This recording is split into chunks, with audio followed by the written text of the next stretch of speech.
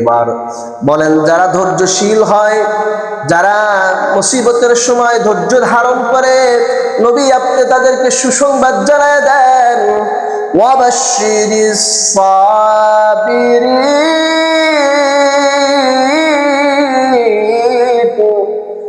নবীজিকে আল্লাহ রাব্বুল আলামিন ডাক দিয়ে বলেন, ও নবী আপনি ধৈর্যশীলদেরকে সুসংবাদ জানায় দেন। ধৈর্যশীল কারা? আল্লাযীনা ইযা আসাবাতুহুম মুসিবাতুন ক্বালু ইন্না লিল্লাহি ওয়া ইন্না ইলাইহি রাজিউন। নবীজির মাধ্যমে আল্লাহ তাআলা ধৈর্যশীলদের পরিচয় সেটাও আল্লাহ রাব্বুল আলামিন বলে দিলেন, ক্লিয়ার করে দিলেন। ধৈর্যশীল হলো তারা যখন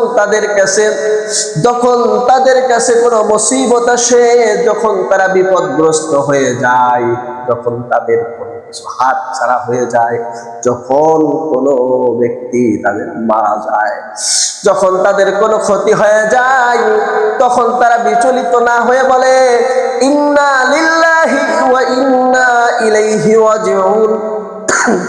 যে আমরা সবাই আল্লাহর, তার কাছে আমাদেরকে ফিরতে হবে। তার অর্থ বোঝায় দেয় এই মালগুলো আল্লাহ নিয়েছে, মালগুলো আল্লাহ, এমনকি আমরাও আল্লাহর, সবাই আমরা সবকিছুই হলো আল্লাহর মালিকানাধীন। আল্লাহর মাল আল্লাহ নিয়েছে, এমনকি আমিও তো আল্লাহর সৃষ্টি, আল্লাহর গোলাম, তার কাছেই ফিরতে হবে।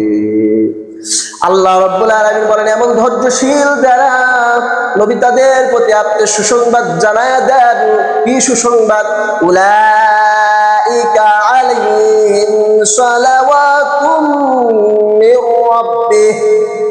ওই সকল লোকদের উপরে তোমার রবের রহমত বর্ষিত হবে।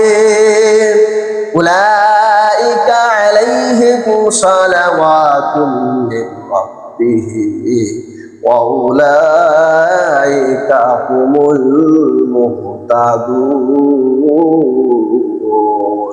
আর এই সকল লোকেরাই হিদায়াত প্রাপ্ত হয়ে যাবে। বলেন